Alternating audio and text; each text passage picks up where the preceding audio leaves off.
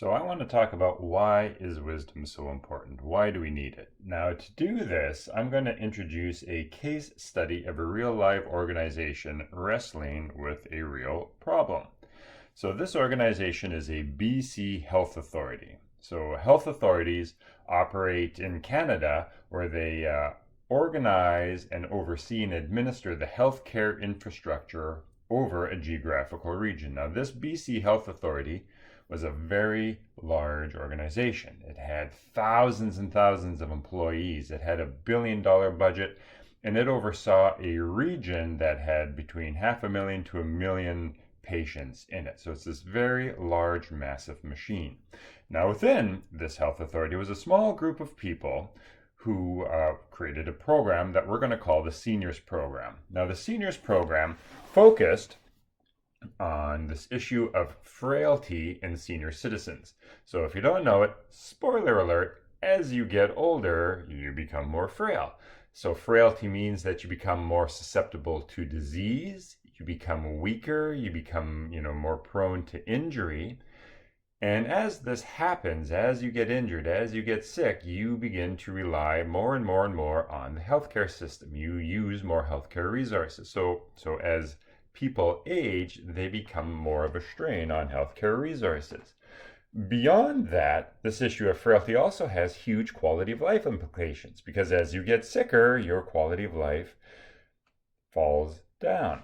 Now, this group was questioning, is frailty inevitable? Like, are we all destined to become frail as we get older? And so a group of these people, including researchers who were, upper middle management in the organization, so they were director level managers, worked with frontline physicians, and they undertook an evidence-based study to see, is it possible to delay the onset of frailty? So they looked at healthy senior citizens who are at risk of becoming frail, and they did a number of studies to see, is there something that we can do to intervene in their lives to prevent or delay the onset of frailty? And what do you know?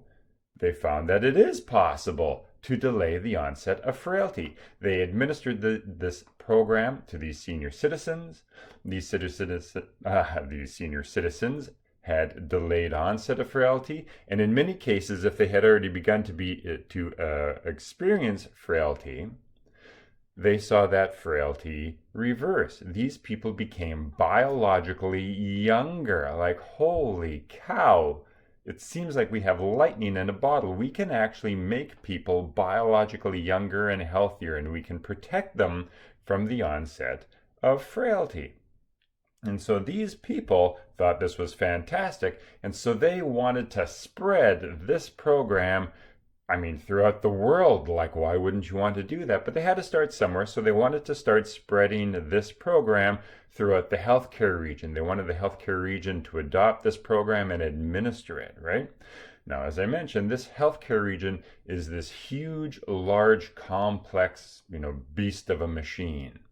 And so in order to advance this program throughout the region, these researchers needed the support of the vice presidents of the organization. Now, at the time of this study, the vice presidents were focused exclusively on managing overcrowding in their hospitals. Their job was to reduce overcrowding because at the time of this study, patients were lining the hallways of hospitals, and there were lineups of ambulances in front of ER rooms just because there was so much demand on the system, and the system did not have the capacity to serve all these patients.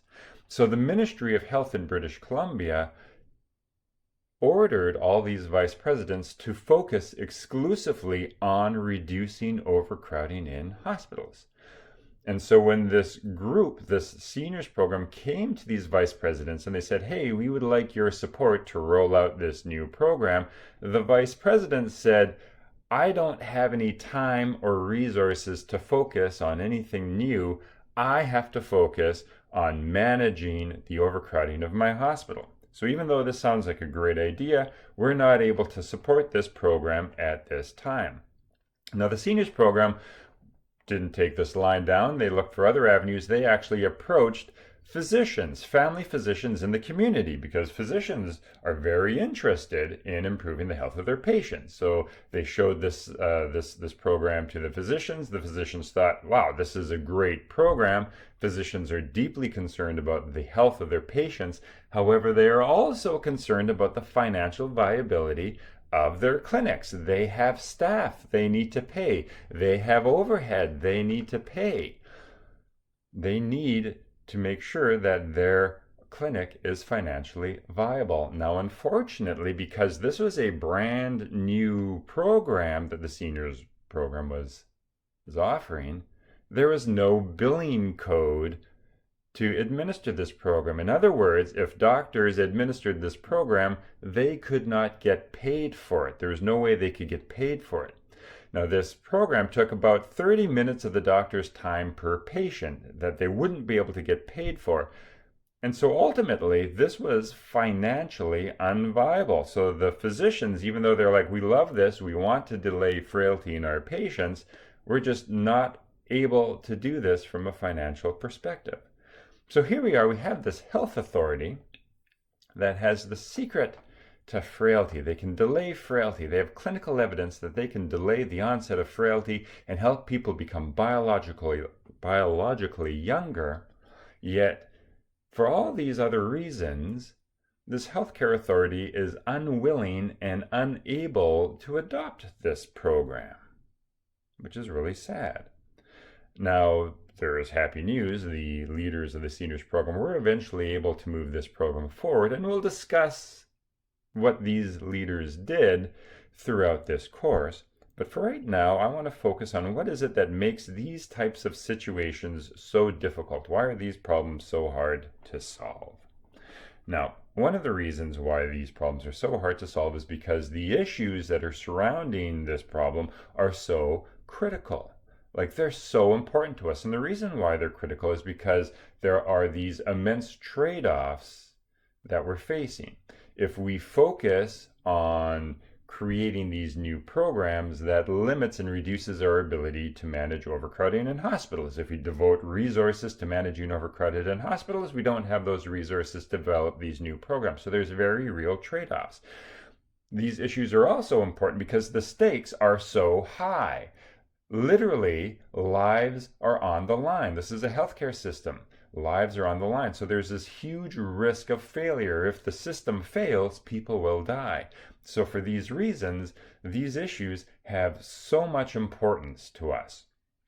But the importance of these issues is not the only reason why these situations are so hard to solve. They also pull into question what is right and what is wrong. Is it right to focus our resources on managing overcrowding at the expense of launching new programs? Or is it right to launch new programs at the expense of managing the overcrowding in our hospitals? So this pulls into play people's values, like what's right, what's wrong, what's the right thing to do in this particular situation. So we have these really important, critical problems that are shrouded in people's values and ethics, right? But these are not the only reason why this problem is so difficult. There's also a tremendous amount of doubt and uncertainty.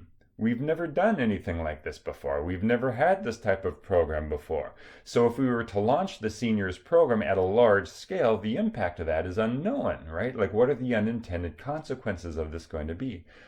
In addition, as I mentioned, this situation is immensely complex. It is a vast organization with thousands of employees, potentially, hundreds of thousands of potential patients. Billion-dollar budget. This is an immensely complex environment, and we don't know what's going to happen or how to move these types of things ahead, because what we're doing, we're entering uncharted territory. We're doing something that we've never done before. Now, because there are these major trade-offs, because there are these values that might differ between different people that are at stake, and because there is uncertainty and unknown impact, there are vested interests in the organization and environment who care very deeply about the decision that the organization makes. They care very deeply about this decision. And because these different stakeholders have, different interests, they might want the organization to make different decisions. So there's this huge potential for conflict, and there's this huge potential for resistance for programs that on their surface seem like they make total sense, right? So we have this hugely rich, complex, important, value-laden, uncertain environment with a lot of different groups involved here. Now it is so easy for a leader to just throw up their hands and say, you know what, forget about it. I can't handle this. It's so easy to give in to despair and cynicism, but we don't want leaders that give in to despair and cynicism. We want leaders that can engage with these types of problems and yet retain hope. We want them to be hopeful and optimistic because you need hope to drive action. You need hope to create the reality that you want. Now, the types of people that can engage in this type of an environment while retaining their hopefulness and their optimism, and be able to do so in a way that is productive and generative and creates useful, meaningful solutions and actions. The type of people that can do that are the type of people who we think of as wise. Now, I don't know if you pay attention to the news at all, but it seems to me that there are a lot of issues facing humanity these days that have these types of characteristics.